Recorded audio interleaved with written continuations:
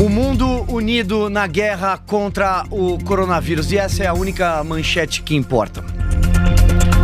Isso e muito mais em Os Pingos nos Is, que começa a partir de agora. Aliás, mande seu vídeo pra cá, o número 931170620, de novo 931170620, o DDD 011 aqui de São Paulo. Vamos que vamos decolar. Opinião, hora de colocar os pingos nos is.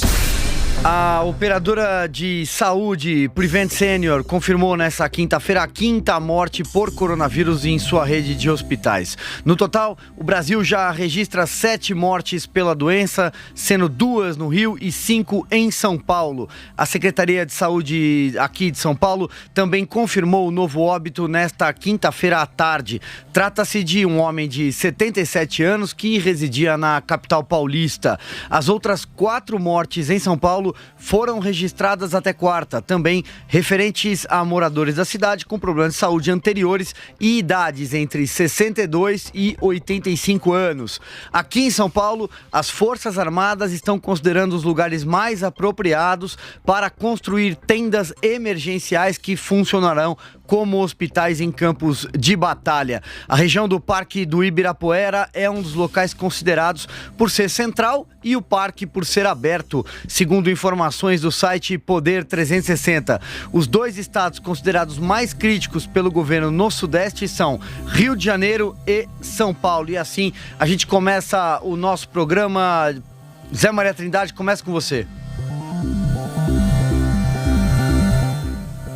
Olha, Silvio, eu conversei com técnicos e com um ex-secretário de saúde que cuidou muito de várias epidemias, inclusive uma série que é o H1N1, o ex-ministro da Cidadania, Osmar Terra.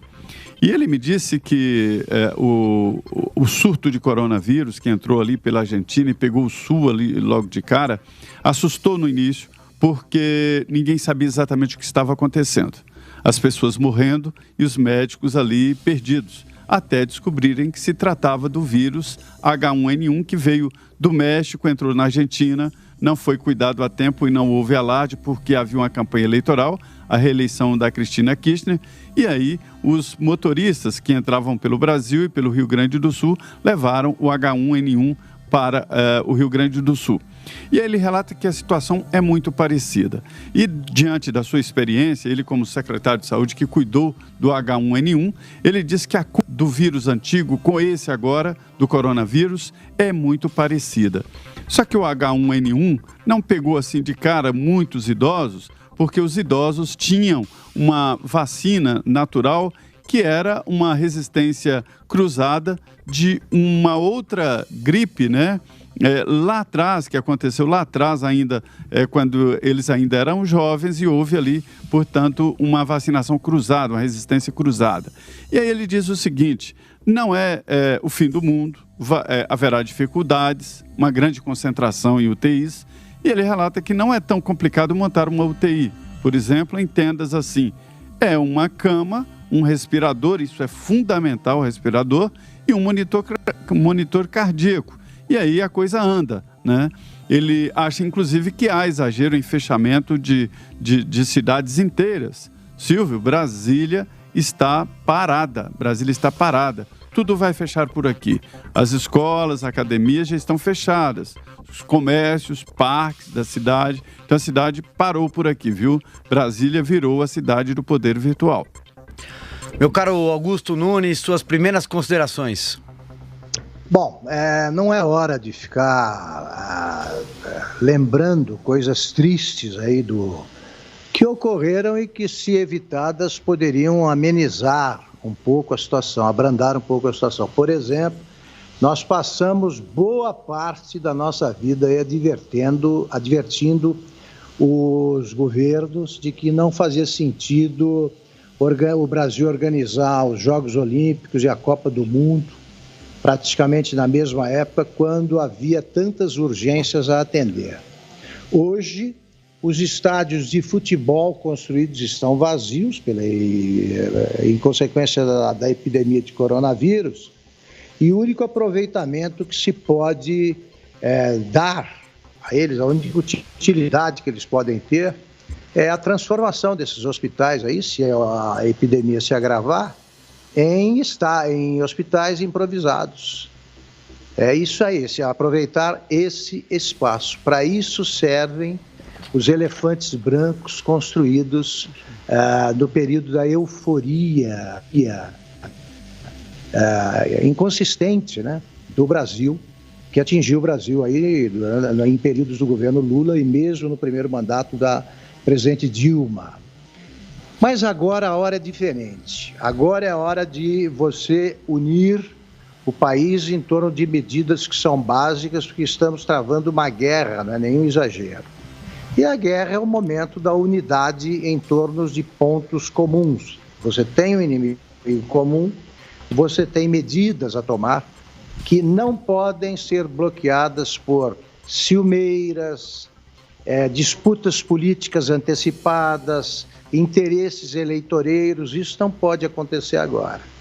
Começam a surgir, eu acho que vamos tratar disso ao longo do programa, boas notícias, né, na área da ciência, e da medicina. Há sinais de que alguns medicamentos podem surtir efeito, mas é cedo para comemorar qualquer notícia desse tipo. Ainda estão sendo testados os medicamentos, os resultados não são conhecidos detalhadamente. A hora é de preparar o país para enfrentar esse desastre que atinge o mundo todo. O Brasil tem de criar um pouco mais de juízo agora para que cessem as disputas estéreis, disputas políticas estéreis, e prevaleça o interesse nacional. Em tempos normais aí, de temperatura e pressão, aí vale o tiroteio, né? Quer dizer, quem diz o que eu acabei de dizer é considerado um otário. Neste momento, eu acho que essas palavras aí são apenas sensatas. E não são minhas, né? São repetidas por todos que pensam um pouco no Brasil.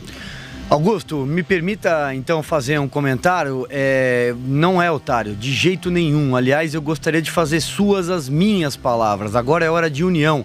Talvez não seja a hora de bater panela nem para um lado e nem para o outro, de deixar as disputas políticas de lado. O Brasil precisa de união, de reflexão. É tempo de solidariedade. São tempos sombrios, é verdade. São tempos bicudos, mas é tempo de solidariedade. E aliás, aquilo que eu mais sinto falta é de estar aqui nesse estúdio sozinho, sem poder te dar um abraço antes de começar o programa, como eu sempre faço.